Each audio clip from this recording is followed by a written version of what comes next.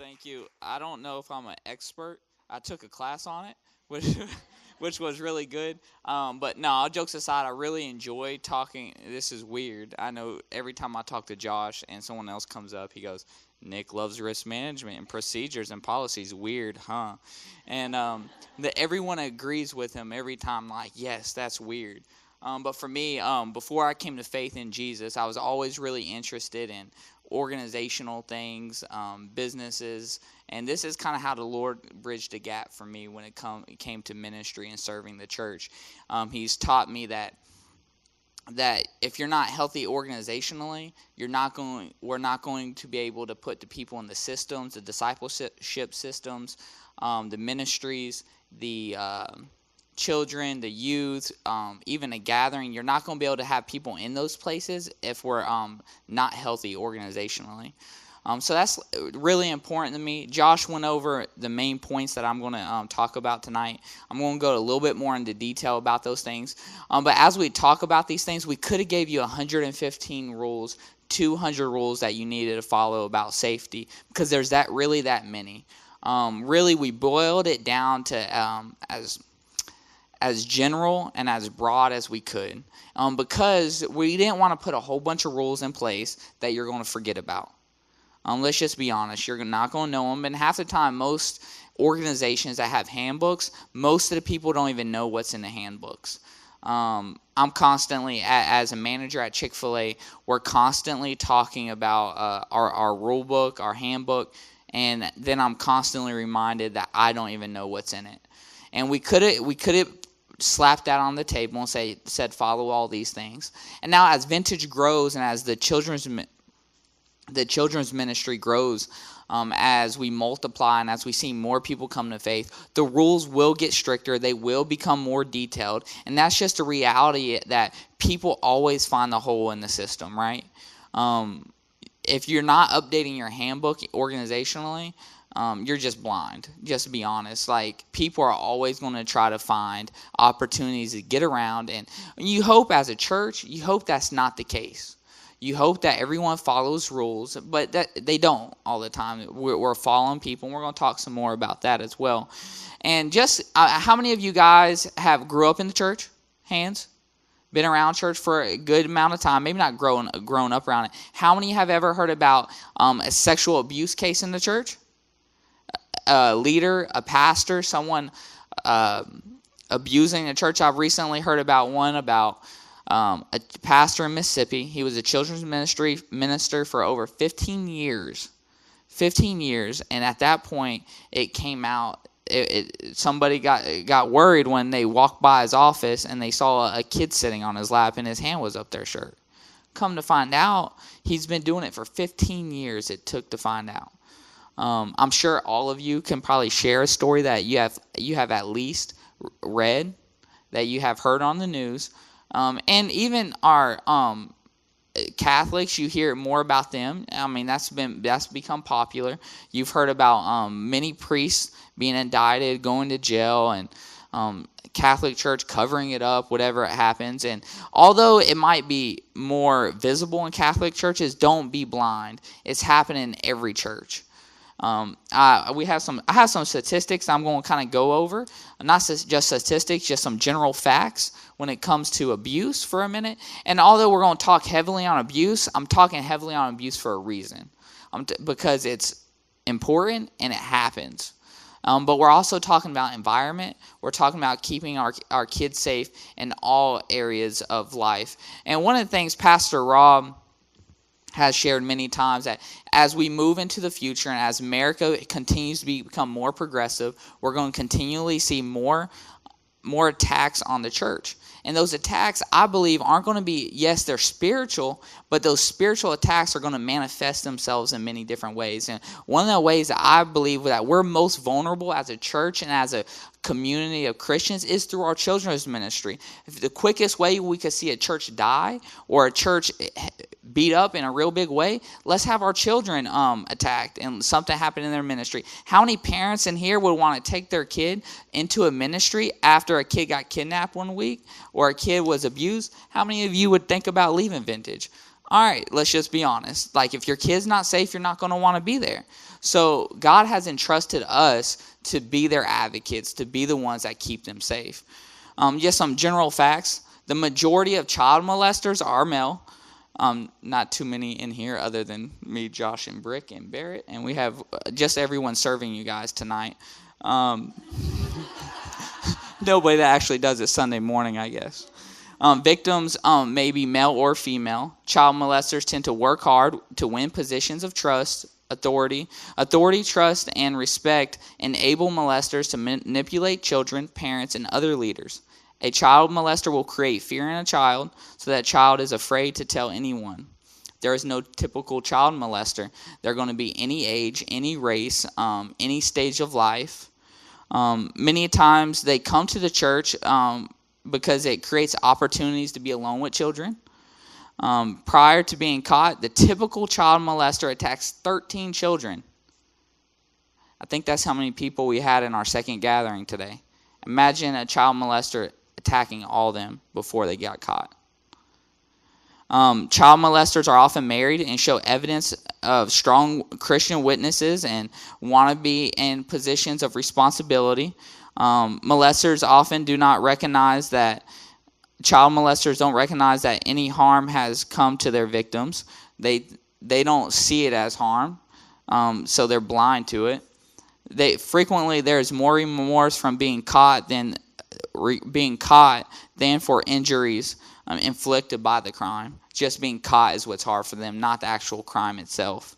A child molester is very likely to return to their criminal sexual behavior after release from prison.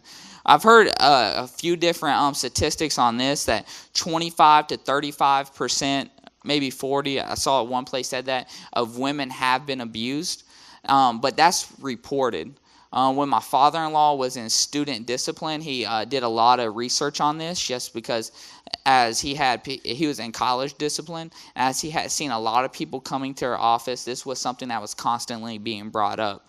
And he said it was closer to people, he saw 60 to 70%, I think he said, of women have been abused in some form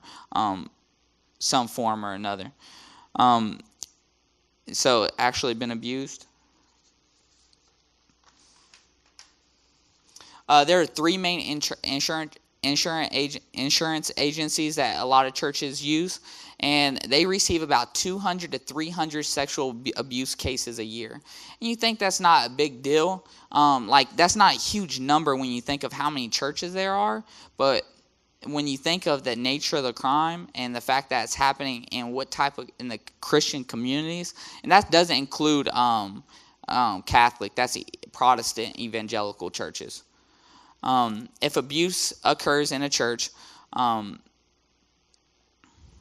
it's usually a respected member will be the most likely person to cause it to happen. And now there's a lot of different reasons for this, and we're going to kind of go into a little bit more detail on that. But here's the thing: we shouldn't. It's hard because we respect one another. We're a small family as a church, but at the same time, nobody's above the possibility of causing this sin. And that's my first section for you guys. How does this work? I don't use Mac. I use PC. So, oh my gosh.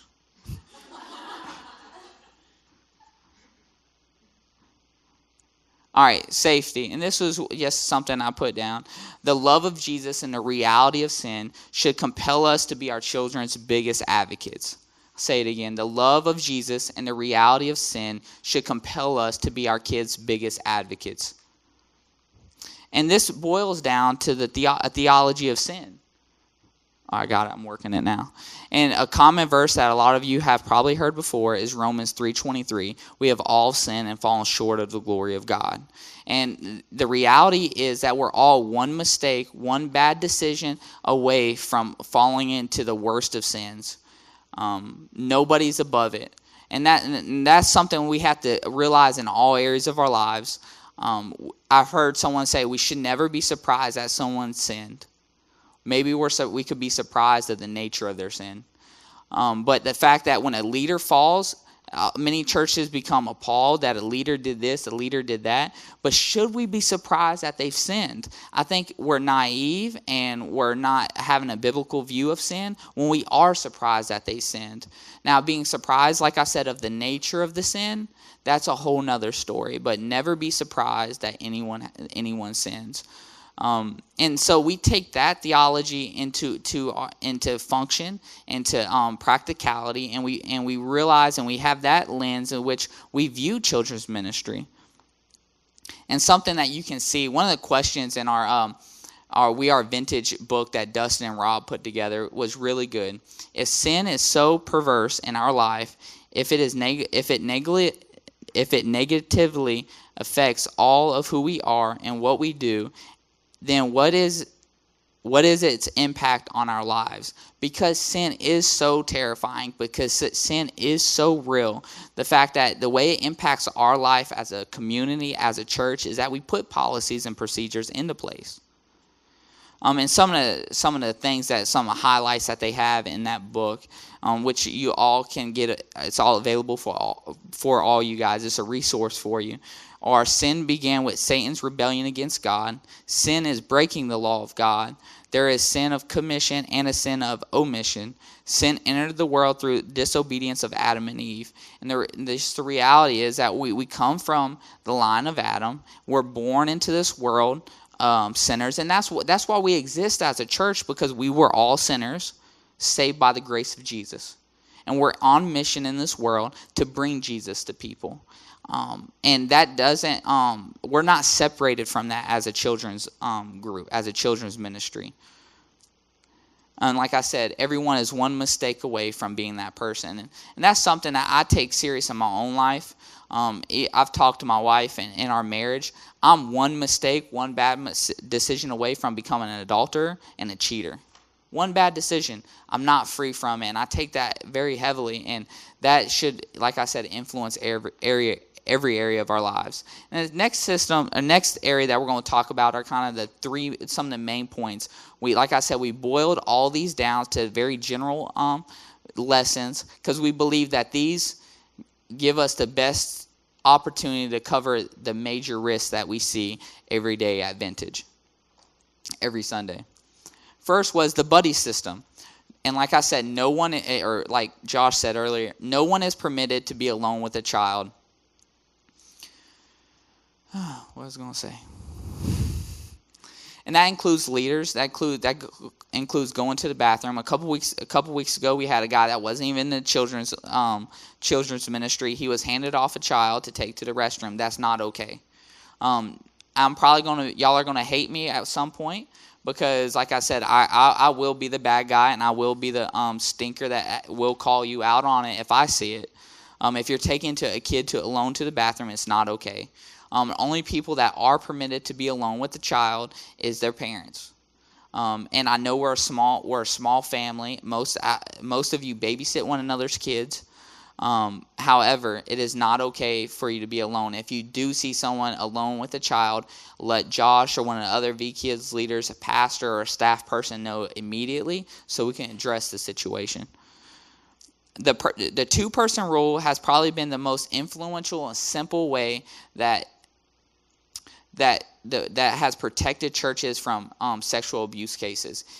There was some crazy statistic from when a lot of these churches started putting this rule into place in the 1970s. It could have been around before that, but from when insurance companies began tracking these things, maybe it's a better way to put it. Since insurance companies have tracked these things, when two-person rule has been championed by churches, there has been almost an elimination of possible abuse cases and problems with children. But not only are we trying to eliminate the chances of children being abused, but we're also trying to eliminate the perception. We don't want anybody to be put into a bad place at any point where it looks like they've done anything wrong. So that protects you, and that protects our children. The next one is report all incidents. Did I skip one? Oh, it's on that. Report all incidents. Any incidents that a child may have must be reported to a vKids leader. Most of you guys that are parents, you know children are going to have accidents, and you're okay with having accidents. But if your kid knocks a tooth out and you don't find out till you get home, who's going to be pretty ticked off? I mean, most of you guys, if the vKids, hey, he fell, he scratched himself, you're going to be like, hey, I understand. Is he okay? What happened? Just let me know. Now, if you don't get, it's not till you get home and you find out they have a cut, you're going to be a lot more weary of the vKids leaders. And you're not going to want to put your kids in there. You're going to think, whether they were doing it intentionally or unintentionally, you're going to think that they were trying to hide it from you. Like I said, that's just and for us to document it in case there's ever any chances a parent has to take a kid to the hospital, that we have it documented, everything that happened, what you said, and that we followed the correct procedures. And now there's a reality with all these systems in place. One of the reasons we have them in place is because we don't want the church to be sued. We don't want anything to happen to the church. We want to protect it organizationally. But that's not the sole reason. The main reason is because we love people and we love our children. And because we love our children, we want to protect our children. And out of that comes the fact that protects our church. It's not some selfish reason that we're trying to cover our backs as a leadership team. We're really doing it because we want to protect our children and protect you. And the next section was report suspicious behavior. You are the best security system that Vintage has. And we realize we don't give you the best we don't put you in the best environments. We don't put you in the best situations. We're constantly moving we've been in multiple different venues, many different places that aren't necessarily meant for kids. Rock and Bowls, there's a back door that goes right into a parking lot. There's open pipes. We understand that. And we're trying to be faithful as a leadership team. The pastors have done a great job of multiplying the gospel in our cities, creating an environment in which we can worship at every Sunday. And the reality is, yes, our children's ministry isn't what you would expect for a daycare. And we know that. And we want to continue to improve. We're not blind of that at all. But we want you to report any specific behavior and be aware of any potential hazards and let a vKids leader know that. We know there might be an open pipe. We can't get rid of the pipe at Rock and Bowl, but there might be something we can do to put around the pipe while we're there. And we can do that. And it's just one thing at a time. Most of the time, we don't know that there's something wrong until you guys let us know. When we're in the midst of the ministry and the day-to-day grind, that's when we find out that there's a problem, because we're blind of it. But let us know and let us deal with it. And then, once again, we mentioned that follow the check-in and check-out procedures. We know it's very primitive. We know it's not very organized. As Vintage grows and as our children's ministry grows, we will continue to evolve it. We've talked about we have a scanning system. The problem is me nor Josh nor anyone else knows how to use it. We're working on it. We want to have those things into place. We want our kids to have the best technology and the safest procedures in place. However, like Josh said, you are not permitted to release any kid to their parents. So as a parent, a lot of you guys serve and put your kids in there. Don't expect someone else to come get your kid. After the gathering, we need you to come get your kid, because we're breaking down, we're transitioning to the next gathering, and a lot of you guys are ready to go home. Am I right? You've been up since 5 o'clock sometimes serving with us, and you want to go home, so we've got to get the kids to their parents. Anyone else other than that, just say, hey, I need you to go get their parents, even if you know them. Because as we continue to grow as a church, we're going to have situations where broken homes are going to come into play. You're going to know the father and mother. You're not going to know what has happened in their home this week. Maybe the mother has some type of, what are they called? Restraining order on a father, or other way around, and they're not permitted to see the children. And if we don't know that, we need to make sure the person that gives them to us gets them back. And we need to let parents know, like, they need to tell us as well, hey, they need to have communication with us so that we know if there's someone specifically we need to watch out for. Sorry, that makes sense. I was kind of wordy there. My bad.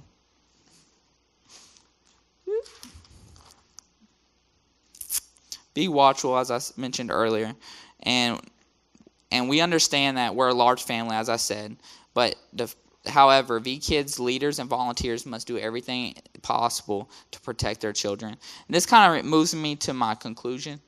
I understand that most of these policies may not seem necessary or overemphasized, but like I said, we could give you 115 rules very easily. And this is the best way that we have boiled them down so that you guys can memorize them, own them, and champion them. Without you guys, these things are meaningless. Without you guys owning these things, they just become some words on paper. But no, all these rules are necessary because one church at some point has been a case study. They have been the ones that have went wrong with this, and we're committed not being the next case study. When I took a class on risk management at the seminary this past semester, we talked about church story after church story after church story, and I thank God that Vintage is not one of those church stories. And it is up to you guys to keep us out of that conversation. And then lastly, it didn't go, did it go? I just wrote it on here. As Vintage, this is, as I was thinking about reflecting on Pastor Brick's sermon earlier today, this was something that I wrote down. As Vintage grows, it will continually look more like the city. And Vintage is growing. The gospel is being multiplied. And as it continually looks more like the city, we're going to continually there's going to be conflicts, and we're going to continually be faced with issues that our city is dealing with. When less church people that haven't been around church, people got real problems, and when they come into the church, they're going to bring their problems. And when we begin to have more and more people coming in, as we have seen in our church, these problems will make themselves aware or make themselves self-known. And our goal is that we protect ourselves now and prepare now for all those situations. As I mentioned before, this isn't the fun area. But we're not just called, like he said, to have fun. We're called to speak truth and keep them safe. If you're not keeping them safe, I guarantee you're not going to have any kids to teach truth to. So that was the teaching that I have for you guys. I thank you guys for listening. I know it's probably boring. It's boring. I understand that, and that's why I'm weird for liking this stuff. And Josh might not be that guy, but I will be the jerk if I have to. And I will call you guys out if I see you, and it's just because I love our children. And I think that's Josh's heart as well when he's put in those situations. So thanks. I think Pastor Brick's coming next.